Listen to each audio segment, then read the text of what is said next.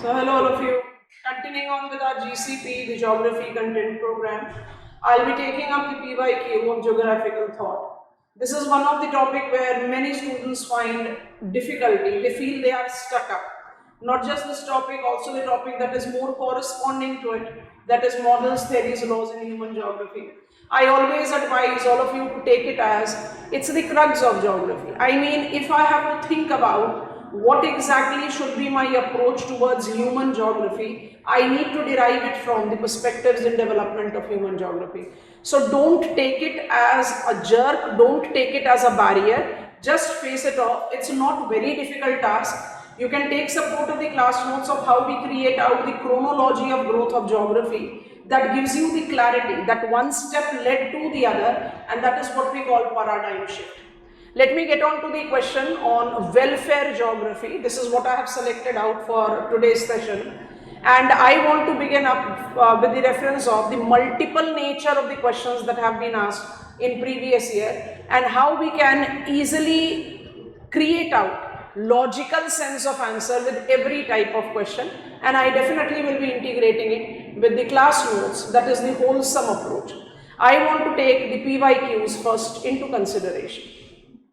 If you can see the questions that have been asked in the welfare approach, be very clearly informed all of you that radical approach in geography or radicalism in geography is essentially living today because it has been made with the liberal contributors as the welfare approach in geography.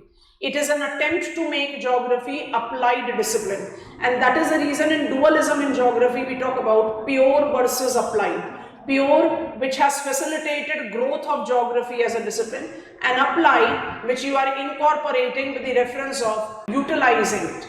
You are using geographical knowledge towards doing something specific.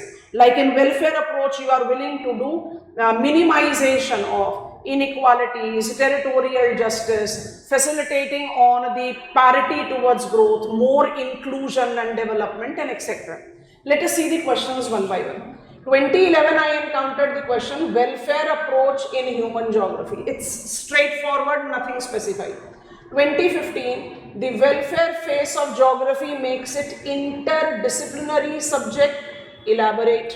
2018 comment upon the contribution made by D.M. Smith. D.M. Smith is considered to be the pillar of liberal ideas of welfare approach in outlining welfare as key focus of geographies in social well-being. Now this question is something specific talking about D.M. Smith. Why I just repeated that D.M. Smith is considered to be the pillar of welfare approach because his contribution is what created what is identified as the complete domain, all perspective included domain of welfare approach in geography. And finally, same year we had welfare geography emphasizes spatial inequality and territorial justice. Now these are the two key terms that are there. Comment with reference to the main idea and scope of the subject.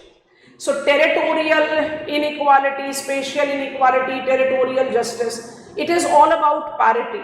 And in present times, we always take into consideration that anything that is decentralized, diversified, inclusive is actually what is called sustainable. Welfare approach in human geography basically takes into it. To create out the complete answer of it, first let us see how we cover it in the class. If you see the class notes, radicalism, welfare approach in geography. I have told you, radicalism is welfare approach. It's synonymous. It has marked up its discipline as applied discipline. You can notice it very clearly here. And I'll be thereby scrolling it down quickly. Notice it here. The most prominent way geography was attempted to evolve as applied discipline was radicalism. Radicalism was the approach that made geography evolve beyond behavior, and that is the reason it is called post-behavior revolution. Because when after quantitative traditions, geographers were looking in for a central and active role to human agency creativity, there were some human geographers who were like, enough, done, we are done with man-environment relation as theme of geography. every aspect have been explored. Let us try to make geography more of applied discipline. And that is where social relevance revolution, radical revolution, and most importantly, post-behavior revolution are the expressions that are given to radicalism. The genesis of radicalism, like most of the approaches in geography, begins with random contribution. And I want you to see these random contributions as welfare indicators. This is class notes, this is not the answer. You can see welfare indicators of Peter Gould, levels of living of Lewis, medical geography of Stam. There were publications which were going on precisely throughout 60s, which created the foundation. But what was the key pointer that facilitated this foundation? It was antipode. 1969, antipode marked up the formal beginning of radicalism, because this welfare journal published by Lake University facilitated the true scholastic platform for this viewpoint exchange. So your class note talks about everything. Antipode, I've told you it is from the Lake University, supported by Association of American Geographers, and then the regular publishing of articles and etc. Radicalism's growth incorporates two ideas, and both of them are important for you to take into consideration, and this is what you have to keep in mind. Radicals facilitated genesis of radicalism, and radicals includes William Bunge and David Harvey. These scholars were looking in for nothing short of revolutionary change, nothing short of revolutionary modification to the politico-economic setup. It was something that was in retaliation to what was happening in the politico-economic environment, whether it was economic slowdown or it was Vietnamese war and unprovoked participation of United States of America. But what is more important is liberal, action-oriented scholars, because liberal action-oriented scholars include all the names that are of our concern, be it Zelensky, be it Knox, be it Cogs and Masson, and more importantly, be it David Smith and Pete, because these are the scholars who actually created the complete domain, the complete foundation to welfare approach. Liberals made the things practical, and it is with liberals that we associate welfare approach. Now, welfare approach in human geography is credited to these principal scholars, and our question asked in PYQs is giving us the reference to write about scope of welfare in geography, contribution of D.M. Smith, and also territorial justice and spatial inequality as the domain of functioning. As I scroll the class notes, which I have attached as PDF with this, you can see the details of their contributions, so you can easily apply. Because that gives you the wholesome information, so you don't need to run around to attain on the content. So William Bunge's contribution is here, and then it is followed on by David Harvey. And as I said that we are having maximum of welfare approach coming up. Though radicals are credited of initiating radicalism in human geography, their extreme stand with political affiliation restricted their value in practical growth of geography as a discipline. And that is the reason. Liberals made welfare a practical applied approach in geography, and I have already told you the four scholars. You can see the principal categories. Now coming on to the end. Now I have got 4 PYQs, and the crux of these 4 PYQs is that I need to give examiner what is the welfare phase of human geography, what it makes, how it is interdisciplinary, how it is justifying the spatial inequality, and what is the contribution of D.M. Smith. Logically, your answer should begin with, I have given you a general frame which I do with GCP always, that in all these PYQs, crux of the answer will be what is welfare approach logically, highlighting it. So begin with what is welfare approach, its key focal areas or key aspects of the functioning, major contribution, specifically in relation to well-being and quality of life. And then you can take up the general introductory reference about welfare approach, and that is how I have approached the answer. So let me just scroll to the answer. The 2 point, align a small paragraph of introduction which is giving us the understanding that welfare is about inducing parity. So if you can read the first small paragraph that I have created, welfare geography corresponds to general shift in societal perspective from narrow economic criteria of development and progress to the broader aspect of quality of life, so that the distributional issues assumes great importance. Economic geography, we read difference between growth and development. That is what we have to take. Welfare approach in human geography highlighted the requirement of creating to the focal central point. Distributional aspect must be taken into account. Let the approach of growth be not considered only as quantitative, let it be qualitative.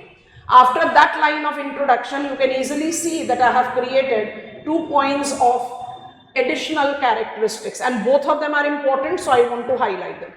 When I talk about welfare geography as an indicator, an approach to geography, it addresses the question of redistribution in spatial context and is inevitably concerned with issues of inequality, social justice, and distribution of public goods and bads. It is all about parity. And B, it provides framework for understanding how the geographical factors intersects with socio-economic dynamics to shape the well-being of communities, making it interdisciplinary. Because geography, I am in a mountainous area, how my quality of life, my challenges can be similar to the people living in plains. So it is interdisciplinary because it takes geography, it takes sociology, it takes economics, it takes up into account the political assigns or political relations, which can also be international relation, because it takes into consideration all the aspects that results into inequity or inequality and all the potentials that can lead to the covering up of those inequalities. And once you are done with these pointers, and that will go with every PYQ, mind it, you have to go with the key aspects of welfare. Key aspects of welfare derived from its introduction is only 5 pointers, and these 5 pointers I have briefly described in the answer. Labeling them, be very cautious of which are they. You have the attached answer to you, do read it. The key aspects of welfare approaches: spatial inequality.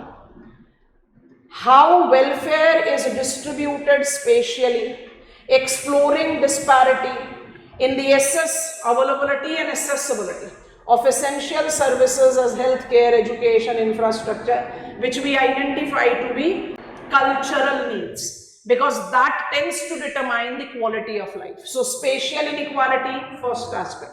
Second aspect, human development, where life expectancy, literacy rate, income level, like human development, are being considered. Second key aspect of welfare. The third key aspect of welfare is place-based approach.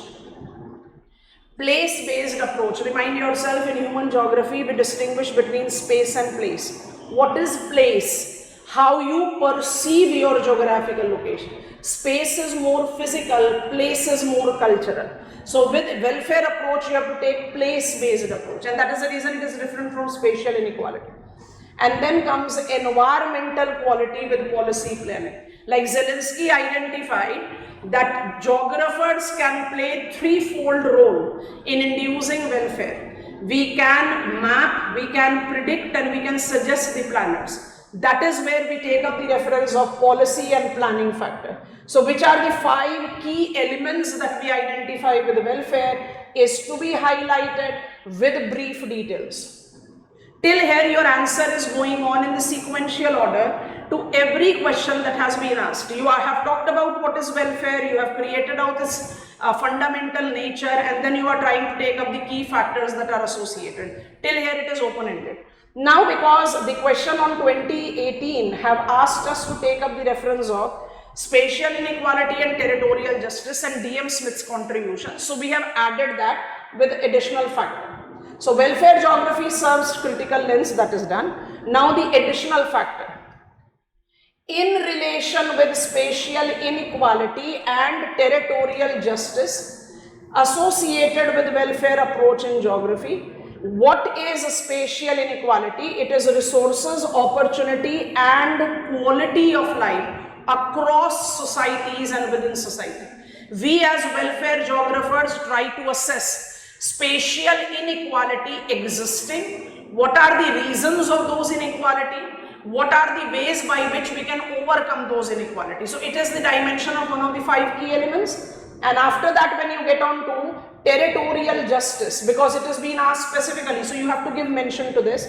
Territorial justice concerns itself with fairness and equity in distribution of resources, opportunity and decision making process across territories और geographical unit. एक mention बन जाता है, क्योंकि अगर question में कोई specific term आ जाए, जैसे टेरिटोरियल जस्टिस आ जाए, what is meant by territorial justice? Territory is a political entity. Territory जो पॉलिटिकल एंटिटी है, तो with in the territory is every individual irrespective of their caste, creed, religion, gender, location, anything, are given the equal rights to be participant into the territorial decision. This is what is referred. So इसको आप additionally add कर सकते हैं when you are writing about spatial inequality and territorial justice, and with another point of factor that I have added here, DM Smith, because one question is asking to write about DM Smith's contribution. So see what I have done with this answer towards end. ध्यान से देखना. DM Smith, the British geographer, text human geography the welfare approach. Basically इसको आप कहते हो monumental text of welfare approach. Attempted to restructure human geography around the theme of welfare, which according to him provided an integrated focus of human geography apart from contributing to all the key aspects. What are the key aspects? Spatial aspect. You have to talk about the territorial factor, you have to identify place identities, you have to take into reference environmental concern, you have to take participation in planning and policy making. तो ये पांचों point तो DM Smith ने contribute किया है. DM Smith ने उसके अलावा एक 6th पॉइंटर का कंट्रीब्यूशन किया है, urban geography. You must add it. I mean, if DM Smith was not being specifically asked, I would have said there are 6 key aspects of human geography. What was the reason I have to highlight it separately? Because I am taking PYQ of the contribution of DM Smith, so I must integrate that. And it is urban poverty, segregation and challenged conventional understanding of urban development, because we know that we are concerned with 4 questions here. Who is getting what, where and how?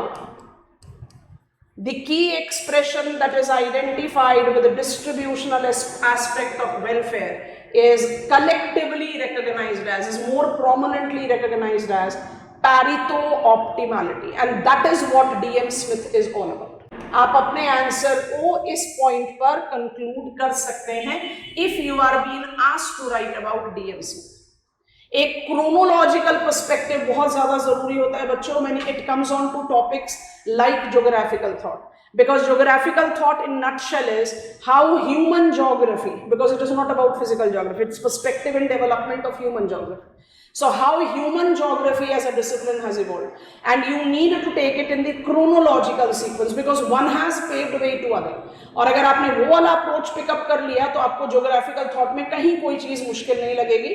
Of course scholars का नाम याद रखना एक challenging aspect हो सकता है, but once it has been done in that sequential order it becomes manageable.